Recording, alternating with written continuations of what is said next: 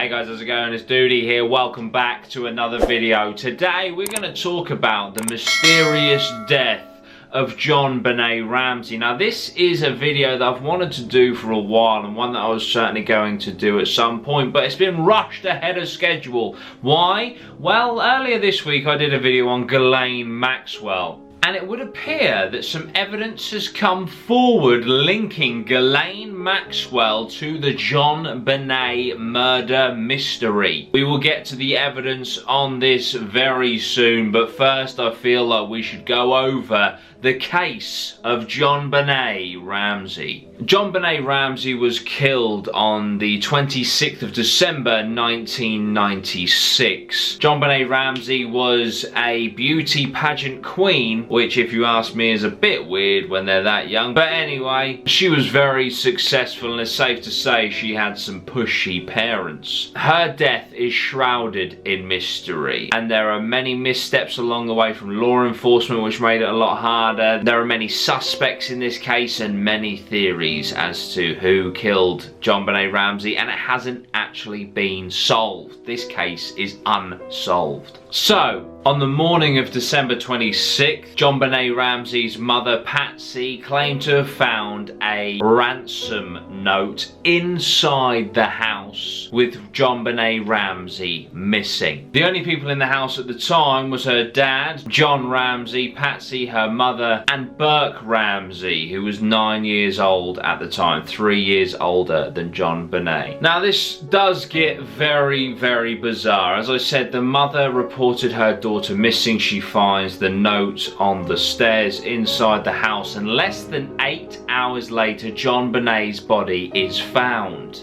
inside the house, down in the basement. She was discovered by her father and her body was duct taped around the mouth with a cord around her neck. Now the crime scene itself was heavily compromised due to police, the family, everyone going in and out of the area. It was a very amateur start to an investigation. Interestingly, the autopsy discovered JonBenét Ramsey's cause of death was actually blunt force trauma to the head. But weirdly, the county coroner claimed that JonBenét Ramsey was strangled to death. Interestingly, there were 2 sets of unidentified footprints at the crime scene. Also, if there was a break-in to the house, they were very professional. In fact, they may as well have flew in through the window, as there was no footprints outside in the deep snow outside of the property. There was also a rope discovered in the house that the Ramseys claimed was not theirs, and it wasn't even tested until 2006. Weirdly, in the ransom note, it asked for specifically $118,000, which is just an odd number to throw in there. They wanted to meet the following day for this transition to take place, but obviously the ransom note doesn't make sense because the body was in the basement, so the ransom note must have been forged, right? Well, there is another piece of information, and that is that the ransom note, the pen that wrote the note and the paper that it was written on, both came from inside the house. Now obviously, maybe if it was to be a kidnapping, they could have come in, taken a piece of paper and a pen off the side and written out this note, and then gone to take JonBenét Ramsey, and it goes wrong and they kill her and then dump her in the basement for some reason. But let's face it, this is all pointing internally, isn't it? So obviously the parents were suspects, safe to say, and so what they did was they did handwriting tests. This ruled the father out completely. However, the mother came back inconclusive, which obviously isn't damning. It's not saying she's guilty.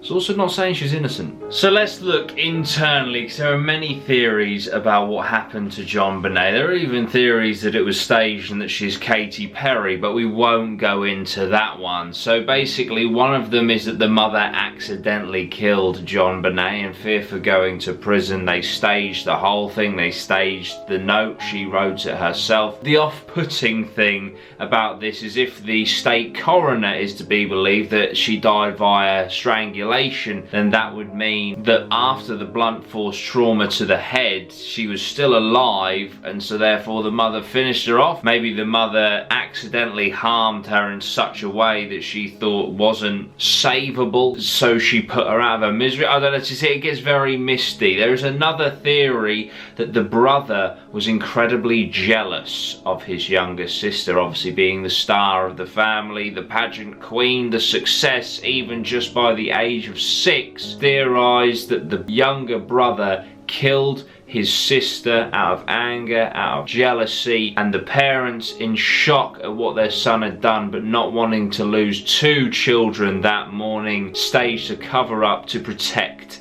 their son. The spotlight has always been on the parents, that the parents did it somehow, or the family is involved. There is an interesting thing that has come out recently involving Ghislaine Maxwell. Now, there is a photo that seems to be Ghislaine Maxwell in the background of a picture of JonBenét Ramsey. It is alleged that Ghislaine Maxwell would procure children and young women for Jeffrey Epstein and also for the elite, right? Where is the link other than this photo?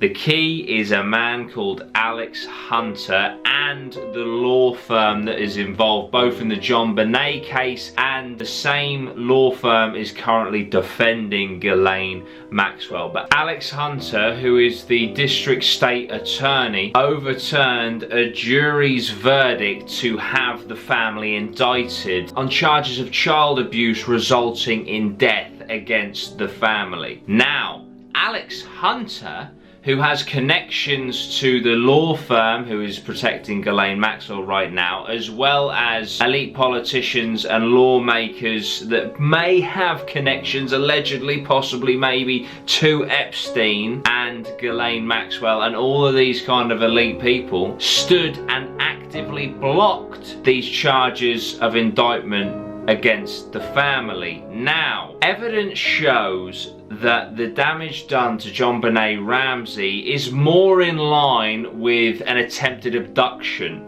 gone wrong, murder, right? What if Ghislaine, and this is a big what if, right? This is just connecting the dots here that I see in front of me. What if, allegedly, possibly, maybe, Ghislaine Maxwell selects this 6-year-old beauty pageant queen for Epstein and the paedophile ring that they have put in place. She was selected and she was chosen to be abducted. It goes wrong and she is killed, left in the basement for the parents to find. Or maybe John Ramsey had something to do with it, who knows? Maybe he agreed to this in exchange for $118,000. Who knows? You know, who knows how far up the chain this guy was. But there are strange links between the law firm of Ghislaine Maxwell, the law firm involved with this JonBenét case, this Alex Hunter district attorney, and everyone that they hung around with, all of the connections that they had. So there's a passage here from Vanity Fair, right, who says, although John Ramsey was a lifelong conservative Republican, he turned to Haddon, Morgan and Foreman, a law firm almost synonymous with Colorado Democratic political machine. This is the law firm that is currently defending Ghislaine Maxwell. During the 70s and 80s, Hal Haddon ran Gary Hart's campaign for senator and was an advisor on his presidential campaign. Presidents, high ups here, guys, high up politicians. Haddon became known as a power broker and kingmaker and had a reputation for socializing with clients such as Hunter S. Thompson, Governor Roy Romer, former Governor Richard Lahm, and Congressman David Skaggs are all political allies of Haddon, as is Alex Hunter, the guy who blocked that indictment, Boulder's long-term district attorney. Haddon's partners Brian Morgan and Lee Foreman, by arguing a controversial intruder theory, won an acquittal in the celebrated 1980s trial of Lee Bibb Lindsay, who was accused of murdering her husband, a prominent Colorado pediatrician. So is this all linked to the elite? Are they all protecting each other? Was the daughter selected to be used within this paedophile ring? There are links there. It could be nothing, it could be everything, and there is a photo that shows what people believe to be Ghislaine Maxwell around JonBenét Ramsey. Is there a link there? Is this the case solved? Is she going to reveal Is Ghislaine Maxwell going to reveal what happened to JonBenét Ramsey, or is it a different person? Is there no link there, and is it just a coincidence that this law firm is involved in both? It's clearly a big law firm. Maybe it's just a high profile cases that they go for that they've been linked to. Who knows? There could be nothing, or it could be the answer, guys. Let's get on to the other suspects in this case, guys. There was a guy called Bill McReynolds. Now, he was a local guy. He used to dress up as Santa, and he used to entertain the children. Now, this could be a case of a sweet old man or someone with slightly darker tendencies. I don't know. Make your own mind up. I find some of the things that he said a little bit disturbing. Basically, he was deeply affected by the death of JonBenét Ramsey. Was it because he killed her?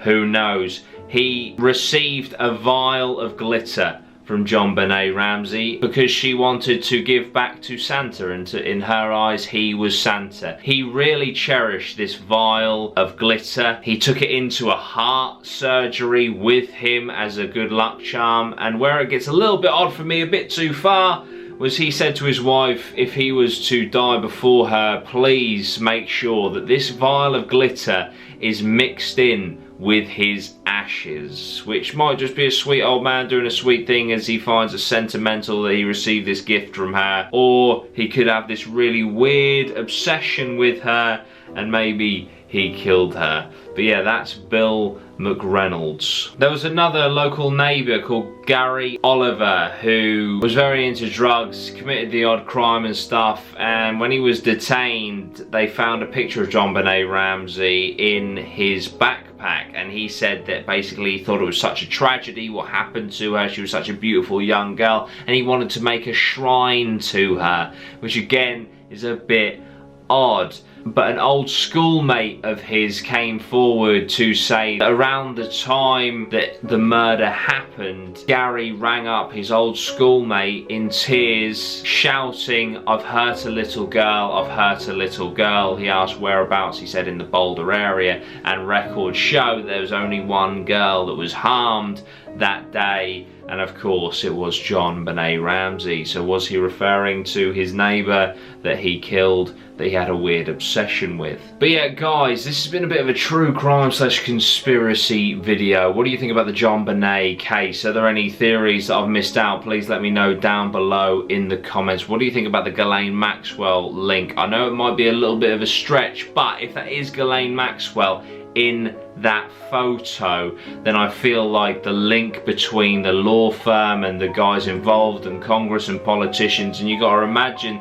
this Epstein circle that is involved, you know, all these high-end politicians and people of note that were going to his island, and you know, these are socialites as well, guys. You know, the elites, they all socialize together, and they, you know, so the Bohemian Grove stuff, you know, all these elites go into this weird place to do rituals and stuff. You obviously take it with a pinch of salt, but also understand that if that is Ghislaine Maxwell in that photo, then the link between the law firm and Congress, etc., strengthens considerably, and all of a sudden it could be a case of a child abduction that has gone wrong. But guys, let me know what you think. Do you think Ghislaine Maxwell's got anything to do with it? I know there's been that viral tweet and you guys tagged me in it, which brought this to my attention. I thought I've already done a video on Ghislaine Maxwell, so it makes sense for me to throw this into the mix as well. What do you guys think of the Ghislaine Maxwell stuff? What do you guys think of the JonBenét Ramsey case? All I do know at the end of all this is that a 6-year-old girl was tragically taken far too soon, and that is awful. And I hope one day they get to the bottom of this case,